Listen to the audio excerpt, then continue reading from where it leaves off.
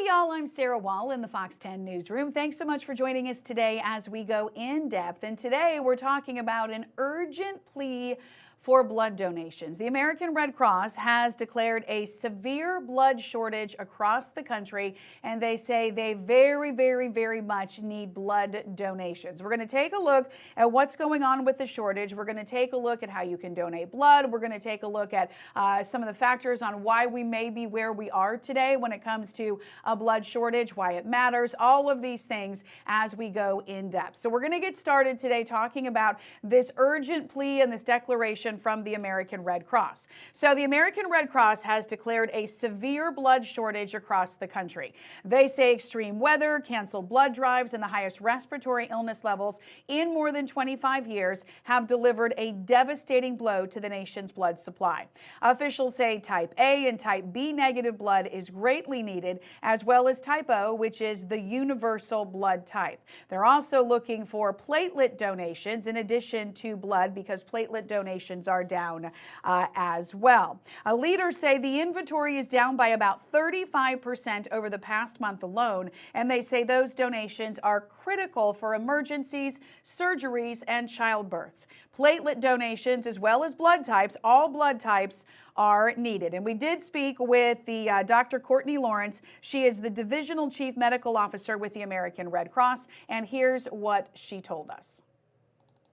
If you're feeling well, if it's safe for you to travel in your weather, we really rely on you on coming in, donating blood, and helping support patients in need. So there are some weather issues happening around the country right now, and heading into this weekend. We've been talking about that a lot this morning, but they really need folks who are able to step up and give blood. You can donate. We're going to show you how you can do this. We're going to show you how you can donate and how you can get involved. But the big problem here, they say that this blood shortage could impact life-saving care for patients. We talked about things like going to childbirth and surgeries, and during emergencies. It's also given to people with blood disorders like sickle cell disease and those being treated for cancer. Blood is extremely important for hospitals to be able to provide life-saving care for patients. So this is something that they very much need for people to get involved and donate blood. And, you know, we talk about a shortage of blood can lead to delays in surgeries and other medical procedures, affecting the ability to treat patients in need. So that could be trauma patients, like someone comes into the hospital, chemotherapy patients, someone dealing with cancer, those with sickle cell disease, things like that. So if they don't have blood, you just saw a baby there on your screen, if they don't have the blood that they need, then we are going to start to see some delays and problems with what's happening inside our hospitals. And this is what's put out by the American Red Cross. You just go to their website and this pops up at the top here. Severe blood and platelet storage. In a second, we're going to talk about shortage. We're going to talk about the difference between giving blood and giving platelets also, and the frequency with which you can do that. But they say the American Red Cross is facing a severe blood shortage as requests from hospitals exceed the available supply, drawing down blood supply by about 35% over the past month. This shortage is especially serious for platelets in type O, A negative, and B negative blood. If we don't have immediate action on this, patients could face serious risk, and they say your help is needed right now. So the American Red Cross again has delivered, or rather declared, this blood shortage after a month of supplies falls 35% for blood supplies. We talk about this a little bit here in saying that there are some reasons why we may be seeing this happen right now. There's some bad weather out there. There is a flu outbreak. They also have a respiratory illness outbreak.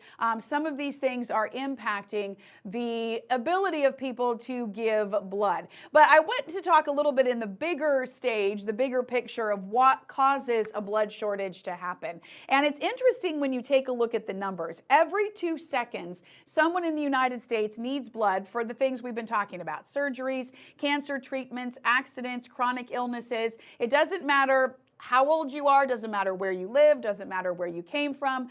Blood is a universal lifeline. Now, of the people who can give blood, only about 38% of people in the U.S. are eligible to donate blood, and only about 3% do so. Okay, so that's a low percentage to start with when they look at who's available and eligible to give blood. But then these are some of the things that they say bring about a low percentage of people giving blood. Busy travel season, which is what we've been in, right, with the holidays. Seasonal viral illnesses in communities. We've been dealing with the flu. There's a big outbreak of the flu. We've also got respiratory issues. No climate-driven disasters like hurricanes, but we have a big winter storm coming for this weekend to the south. So we do have weather issues to contend with as well. The big picture here also is that younger donors give blood less often, a growing remote workforce with fewer workplace blood drives, and there are fewer school blood donation programs. So there are just fewer opportunities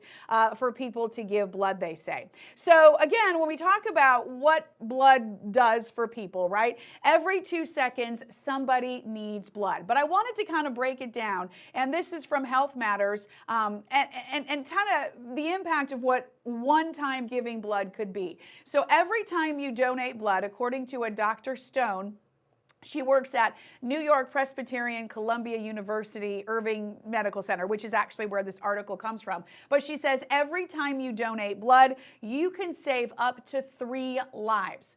There's no substitute blood, and there are a lot of different patient populations who need blood. Sometimes they're emergencies. You know, we talked about all the different things going on there. But every time you donate blood, you can save up to 3 lives with 1 blood donation, which is pretty impressive when you think about the impact that you can make. And I wanted to show you this. These are just some of the statistics. This is from the American Red Cross and why it's so important to have ample blood supply.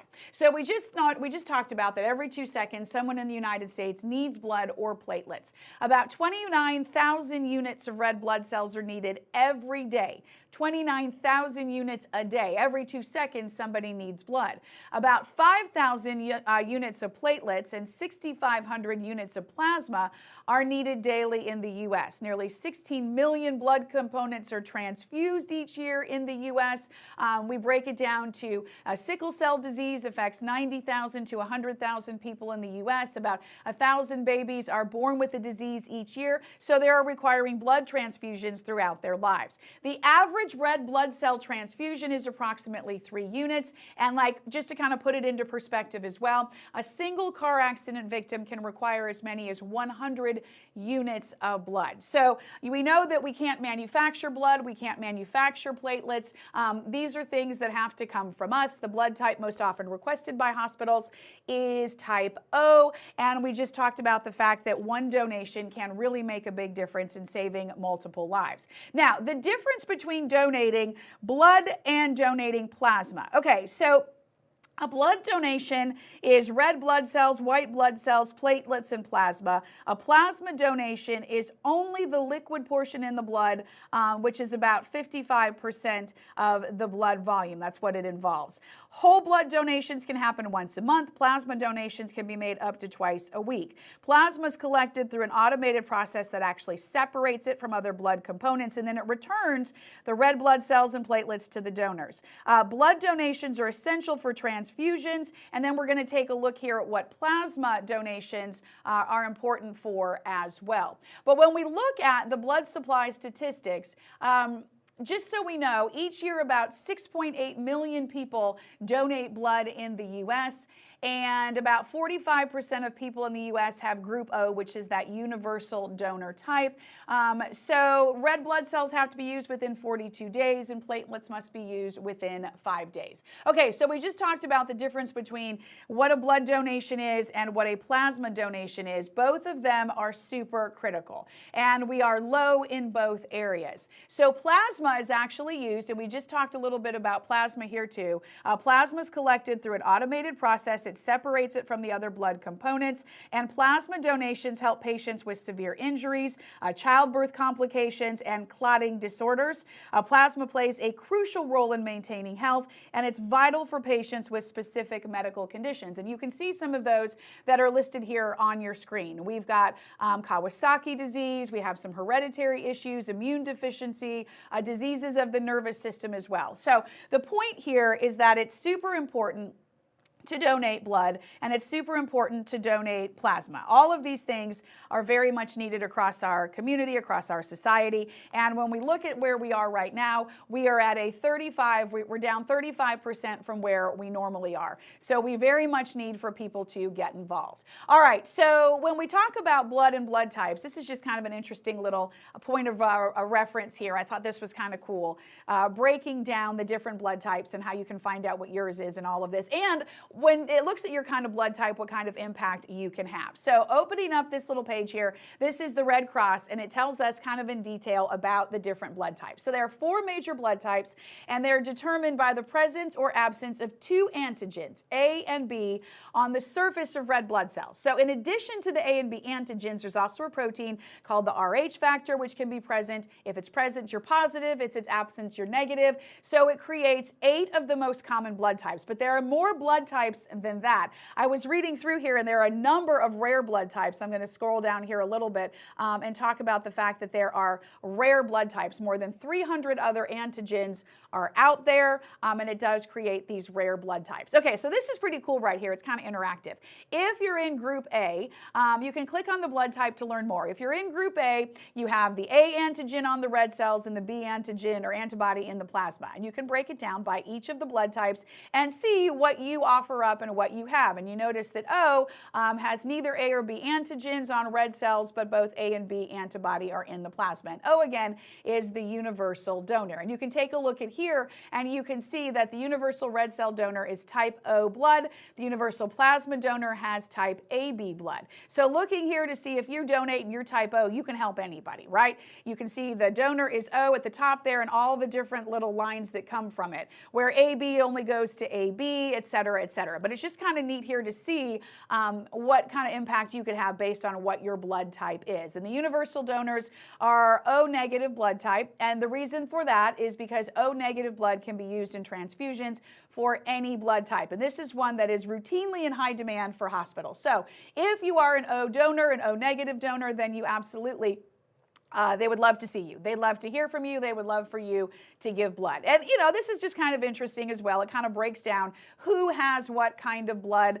It's just interesting little factual information here, point of reference as well. And you scroll down a little bit further and you can figure out how your blood type is determined. So like a little bit of science mixed in here as well, right? This is kind of neat to see as well. But you can find out that if your mom was, you know, type O and your dad's type B, you'd either be type O or type B. And you can kind of mess around with this and see what your blood type could be based on, you know, what your parents' blood types are as well. And it's just kind of neat to be able to break this all down.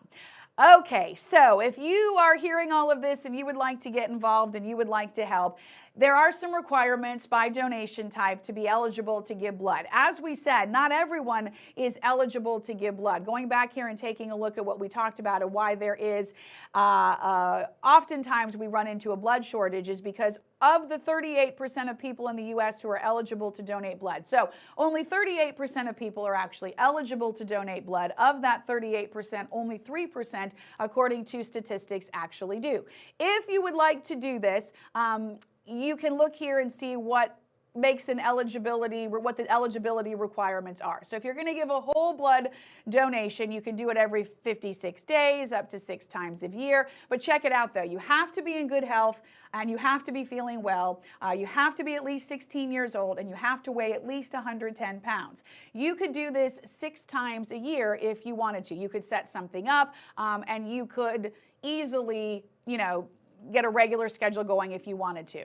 And it breaks down like power red donations, platelet donations, plasma donations. What are the different eligibility requirements? All of these are, they have a weight have a weight requirement, an age requirement. You got to be in good health and you've got to be feeling well. If you want to donate, you can go right here to the Red Cross website, and they have at the very top of their page, find a blood drive. You can type in your zip code and you can punch it in here, and you can, I have a whole bunch of numbers in there.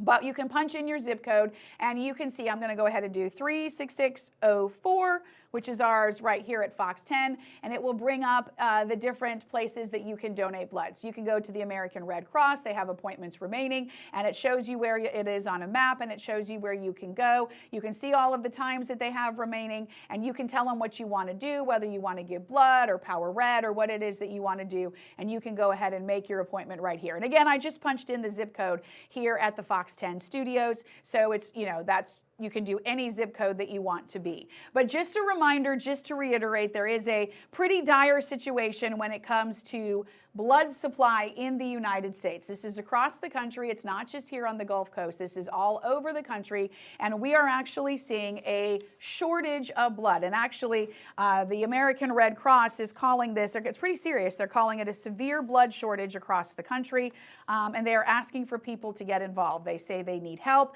Extreme weather that we've been having, all these winter storms and things, canceled blood drives, flu, the uptick in flu cases around the country, and that's canceling blood drives. And so that is lowering the amount of blood that's being donated, and it's lowering the amount of blood that is on hand. Hospitals are kind of going over and needing the blood, and there just isn't enough, that they're very, very much afraid they're going to run out of blood completely. So if you'd like to donate, you can go to the American Red Cross's website. You can click there on the Find a Blood Drive in the upper right-hand corner of the screen, and you can type in your zip code. You can find the spot you want to donate, and when you do that, not only can you find the spot you can go to, but you can even set up an appointment time. You can set it now. They'll tell you what you need to do, what you need to bring, all of the above. So you can check that out on their website. We're going to continue to follow this, and we're going to continue to keep you updated. If we, when they give us more information talking about how much blood has come in, if the donations have been going up, or if this severe blood shortage continues, we'll continue to let you know about the plea out there. But again, if you're type O, the universal type, they're looking for you. They're looking for all of the blood types. In fact, they talk about the fact that they need type A negative, type B negative, as well as type O, right? So getting involved, you can donate blood one time and you can save up to 3 lives, which is pretty amazing, considering the fact that every 2 seconds, somebody around the country needs blood. So hopefully we can all get involved, and hopefully we can make it so that we don't have any issues in our hospital rooms and trauma centers and all of that with people come in and they need help.